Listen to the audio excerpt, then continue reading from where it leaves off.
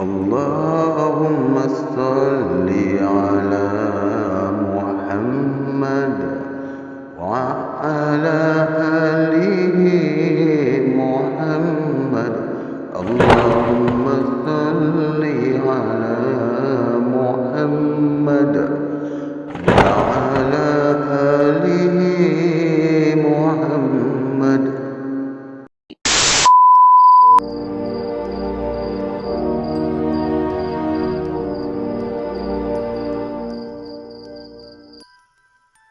Nenek selalu mengingatkan saya supaya berhati-hati menuntut ilmu kebatinan.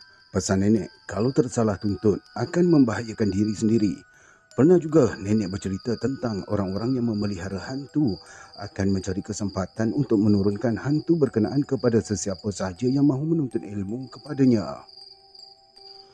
Disebabkan mereka tidak tertahan memelihara hantu tu. Jadi dia terpaksalah mencari orang yang sanggup menerimanya. Orang seperti ini akan menurunkan hantu tersebut kepada engkau secara engkau tak sedar. Kalau tak berhati-hati masa menuntut ilmu. Kata nenek mengingatkan saya. Nenek saya ni telah meninggal dunia dalam tahun 1976 ketika berumur lebih kurang 70 tahun. Dia seorang bidan dan dukun yang terkenal di kampung saya. Tetapi di akhir-akhir hayatnya, dia tidak lagi mahu meneruskan kerja-kerja menjadi bidan-bidan kampung itu. Kadang-kala, kalau saya terkehel pun dia yang mengurut. Kerana alasannya dia tidak mahu dimakan sumpah. Apakah sumpahnya itu tidaklah saya ketahui. Tetapi pernah juga nenek berceritakan tentang sepupunya yang tiba-tiba hilang ketika sedang mencari kayu api di kebun getah pinggir kampung. Cerita mengenai sepupu nenek, nenek itulah. Nenek ngah saya ini hilang, memang saya masih ingat. Kisahnya berlaku semasa saya berumur 6 tahun, iaitu kira-kira dalam tahun 1952. Masa ini, kampung saya di Pahang sama juga seperti lain-lain negeri di tanah Melayu adalah dalam keadaan darurat. Perintah berkurung dikenakan dari jam 6 petang hingga 6 pagi.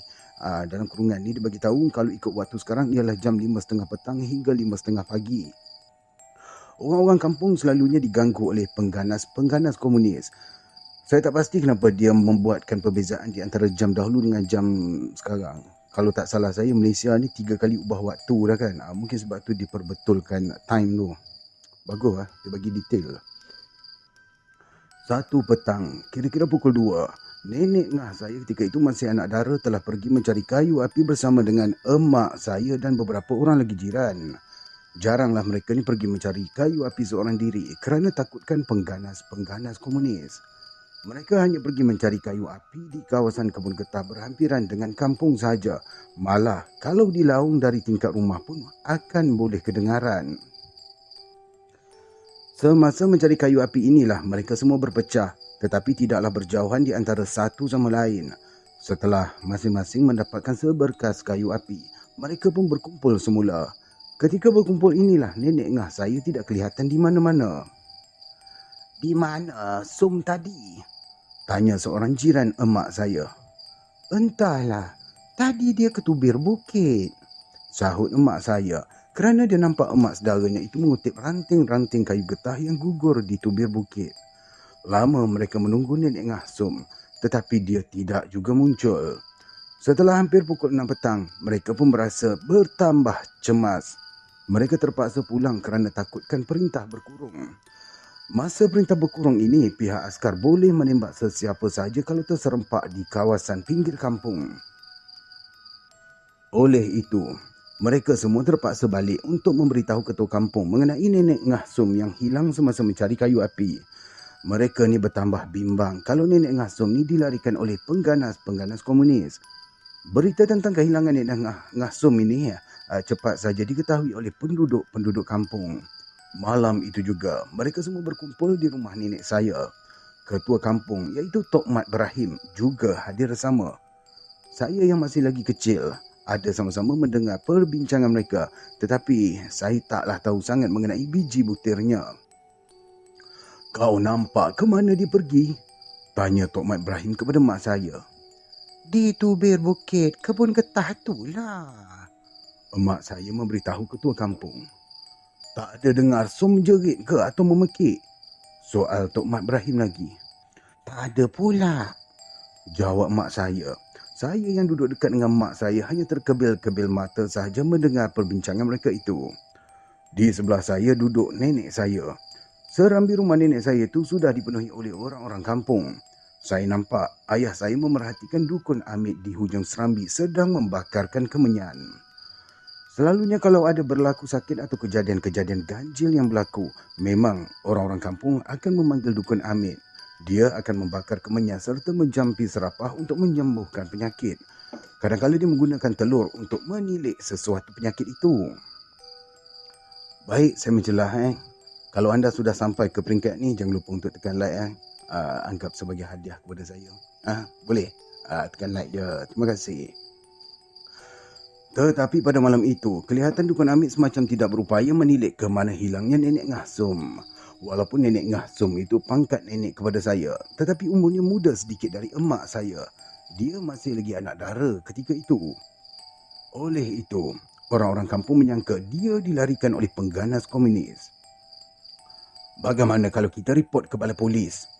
Ayah saya semacam memberikan cadangan. Jangan. Tok Mat Ibrahim cepat-cepat memotong cakap ayah saya. Kalau perkara ni kita hebohkan, takut-takut nyawa si Som ni terancam. Manalah tahu, benar-benar dia dilarikan oleh komunis. Tentulah komunis mengancam dia kalau kita hebohkan kepada polis, ujar ketua kampung itu. Tok ketua ni banyak tengok movie lah saya rasa. Apa-apa bagi tolak polis, tahulah polis buat kerja kan. Semua orang yang ada di situ bersetuju dengan pendapat Tok Mat Ibrahim.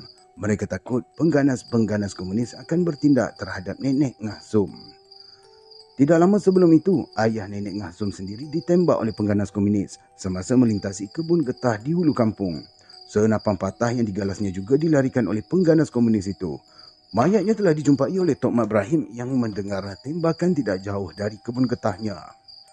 Semasa Tok Mat Ibrahim sampai, dia nampak 2-3 orang pengganas komunis lari memanjat bukit di seberang lorong ke kampung itu. Terpaksa pula lah Tok Mat Ibrahim bersembunyi beberapa minit supaya tidak dilihat oleh pengganas-pengganas berkenaan. Sebab itulah Tok Mat Ibrahim tidak mahu perkara kehilangan Nenek Ngasum itu dihebohkan sangat sehingga sampai kepada pengetahuan pihak polis. Jadi, macam mana sekarang ni Kun? Tanya Tok Mat Ibrahim kepada Dukun Amit. Dukun Amit menggeleng-gelengkan kepala, tetapi dia tidak terus memberitahu apakah hasil dari telekannya itu. Saya ingat ini kerja tubuh halus, bukannya tubuh kasar. Dia memberitahu setelah lama bertilik-tilik melihat asap kemenyan di hadapannya. Kalau tubuh halus, malam ni juga kita cari. Tiba-tiba nenek saya bersuara keras. Tak boleh Ibah, tak boleh. Bantah Tok Mat Ibrahim. Takut nanti bertembung pula dengan soja. Kan kena tembak pula. Ujarnya sambil mengangkat kepala. Orang-orang kampung semua bersetuju dengan kata-kata ketua kampung itu. Mereka sepakat akan mencari Nenek Ngasum pada keesokan harinya. Penduduk ni pun semua kaki angguk. Bagilah cadangan sedikit kan. Mencari Nenek Ngasum juga bukanlah semudah menjengah jerat pelanduk di tengah hutan. Ianya memerlukan petua-petua yang hanya diketahui oleh Dukun Amit. Bagaimanapun, dia sendiri belum pasti sama ada petua-petuanya itu boleh berjaya ataupun tidak. Mimin, ikut saya besok, kata Dukun Amit berpaling kepada ayah saya. Pagi-pagi kita pergi. Bawa ibu kunyit, ibu garam dengan lengkuas. Jelasnya mengingatkan ayah saya. Ayah saya hanya mengangguk kepala sahaja. Setelah selesai berbincang, mereka semua tidak terus balik ke rumah masing-masing. Mereka bimbang juga pasal keadaan perintah berkurung tidak membenarkan siapa pun keluar pada waktu malam hari. Bagaimanapun tidak lama kemudian, Dukun Amit minta diri juga untuk balik ke rumah.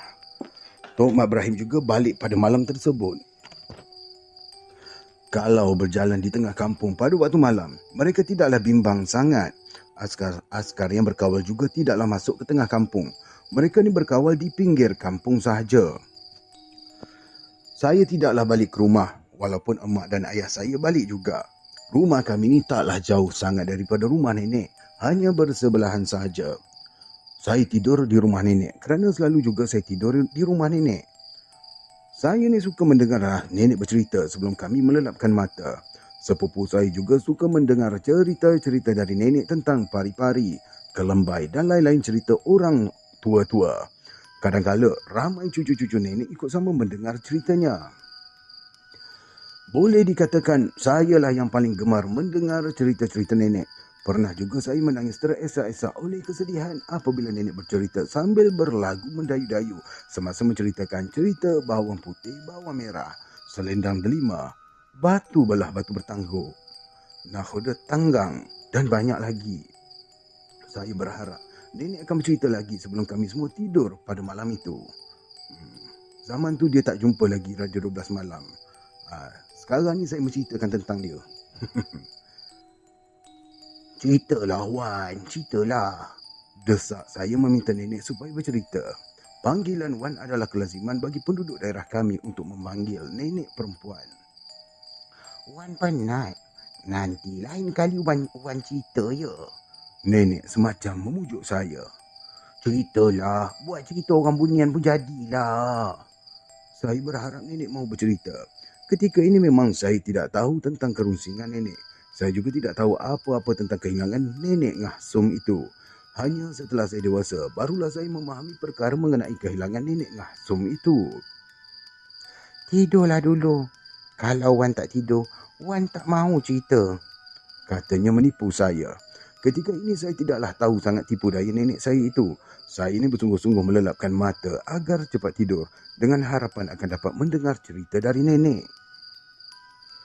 Dalam pada itulah saya terlena. Esoknya, gempar pula kerana nenek saya hilang dari rumah. Pagi-pagi apabila mak lang saya bangun tidur, didapati nenek tidak ada. Dia pergi melihatnya ke perigi, tetapi nenek tidak juga kelihatan. Ayah saya mengesyaki nenek sudah pergi mencari nenek Ngah Sum sejak malam lagi. Tok Mak Ibrahim menyuruh beberapa orang kampung mula mencari nenek dan nenek Ngah Sum. Mereka menuju ke kebun getah di tempat yang dikatakan nenek Ngah Sum mencari kayu api. Kami juga percaya yang nenek akan pergi ke situ. Sehingga tengah hari, gerakan mencari nenek Ngah Sum dibuat tetapi tidak berhasil. Seorang demi seorang mereka yang pergi mencari itu balik semula ke rumah. Akhirnya, Dukun Hamid juga balik dengan perasaan hampa. Bagaimanapun, Tok Mak Ibrahim enggan melaporkan perkara kehilangan nenek Ngah Sum itu ke balai polis. Kira-kira pukul 4 petang, barulah nampak nenek balik ke rumah dalam keadaan yang letih lesu. Agaknya Kak Ibah dah berjumpa, kata Dukun Hamid mendapatkan nenek. Tetapi saya lihat nenek berseorangan saja. Tidak ada nenek Ngah Sum bersama. Walaupun saya masih kecil, namun kesibukan serta kegelisahan semua orang yang mencari nenek Ngah Sum itu terasa jugalah kepada saya. Kadang-kala emak memarahi saya kalau saya cuba mendengar perbualan orang-orang itu. Emak menyuruh saya untuk masuk ke rumah cepat-cepat. Saya nampak orang ramai memapah nenek naik ke atas rumah. Nenek masih kelihatan letih semasa sudah naik dan duduk di pangkal serambi. Mereka mendekati nenek mahu mendengar cerita yang lebih lanjut. Setelah meminta air segelas dari emak saya, barulah nenek boleh bercerita. Apa yang nenek ceritakan kepada orang-orang kampung ketika itu tidaklah saya ketahui sangat. Tetapi apa yang saya tahu, selepas itu mereka semua mengikut apa sahaja arahan nenek. Mereka pun tahu bahawa nenek saya bukan sahaja seorang bidan, malah dia seorang bomoh juga. Setelah nenek kelihatan segar semula, nenek turun semula bersama dengan orang-orang kampung. Kemudian hilang entah ke mana.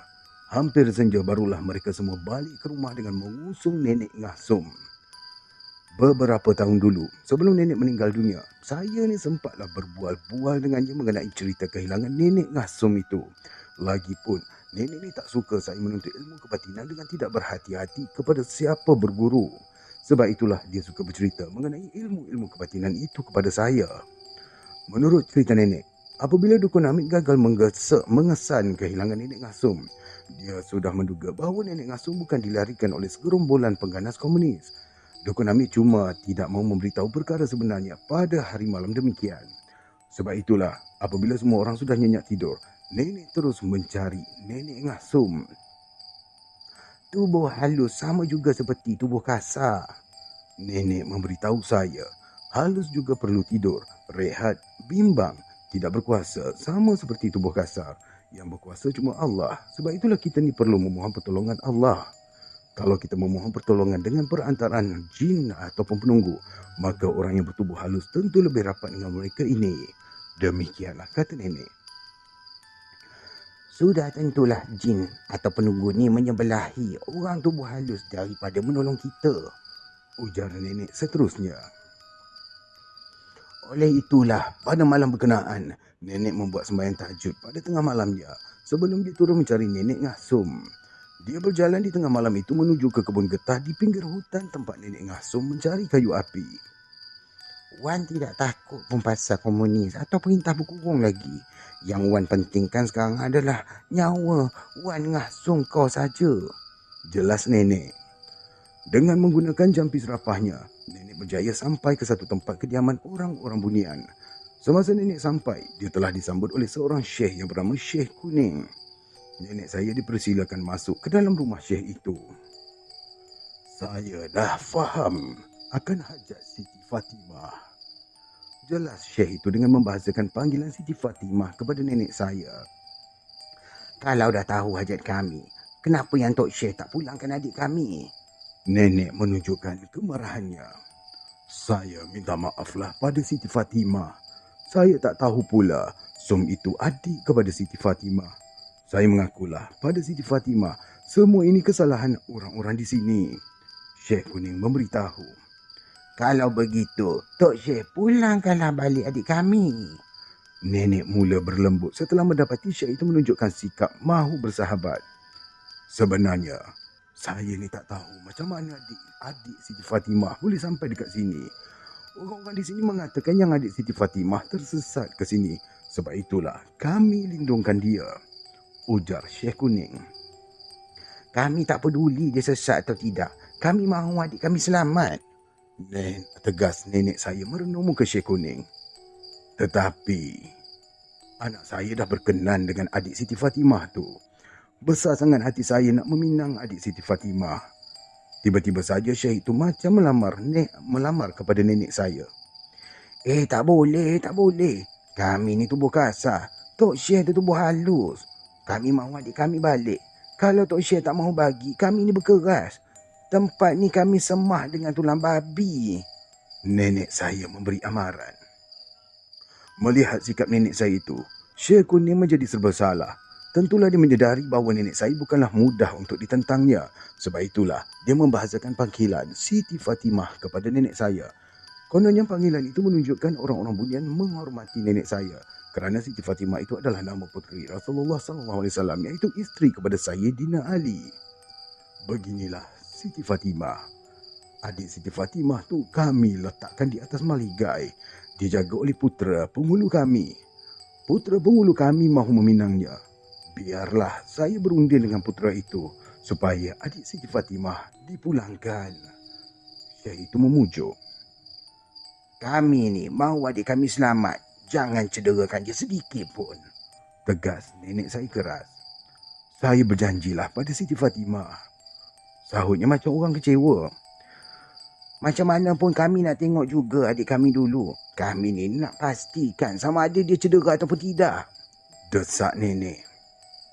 Mau tidak mahu Syekh Kuning membawa nenek saya ke satu tempat sambil menunjukkan tempat nenek Ngasum dibawa oleh putera penghulu orang bunian itu.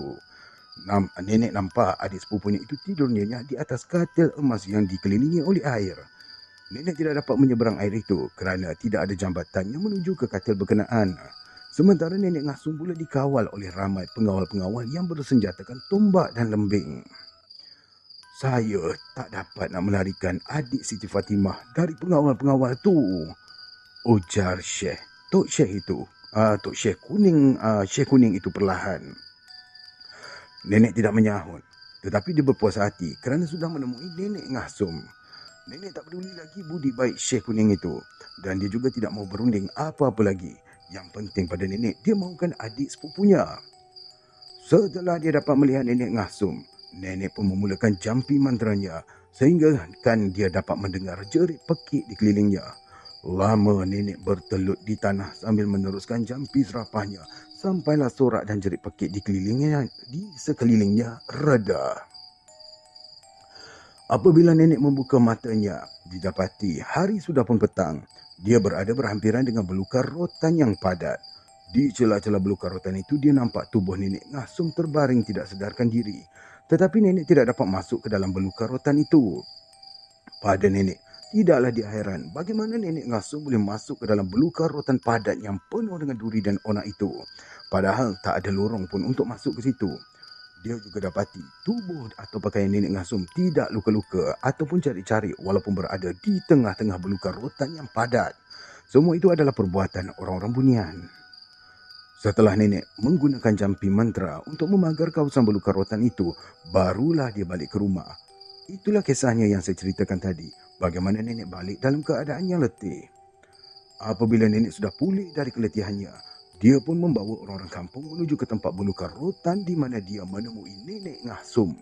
Hampir 1 jam mereka mengambil masa untuk menebas belukar rotan itu untuk mendapatkan Nenek Ngasum. Memang aneh, tubuh Nenek Ngasum tidak luka-luka, bajunya juga tidak carik-carik. Bagi pandangan mata kasar, bagaimanakah dia boleh masuk ke dalam belukar rotan yang tidak ada sedikit pun ruang berlorong ke situ? Padahal belukar rotan itu penuh dengan duri dan ranjau. Semasa Nenek Ngasum dibawa balik, dia masih lagi dalam keadaan pingsan. Oleh itu, terpaksalah Nenek dan Dukun Amit memulihkannya. Saya sendiri melihat bagaimana Nenek dan Dukun Amit berusaha untuk memulihkan Nenek Ngasum. Pada ingatan saya, sehingga kira-kira pukul 10 malam, barulah Nenek Ngasum pulih dari pingsannya. Di samping itu, saya juga meminta Nenek Ngasum menceritakan peristiwa dia dilarikan oleh orang bunian itu. Nenek Ngasum tidak dapat melupakan peristiwa yang berlaku lebih kurang 30 tahun yang lalu.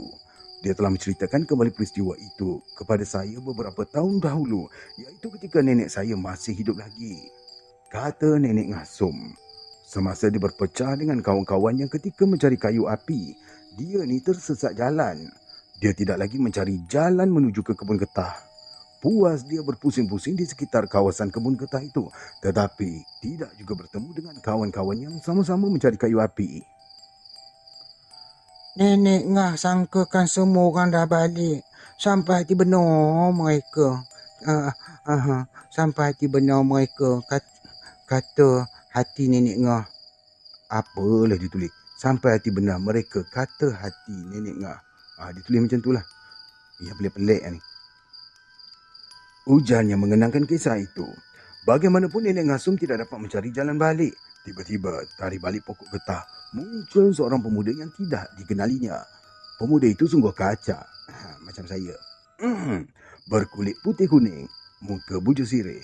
Pemuda itu mendakwa dirinya anak raja yang bernama Malim Dewa. Disebabkan Nenek Ngasum belum memberikan kata putus, maka Malim Dewa tidaklah berani tidur bersama di situ. Malim Dewa tetap mematuhi amaran Syekh Kuning, tidak boleh tidur selagi belum dimulakan upacara pernikahan.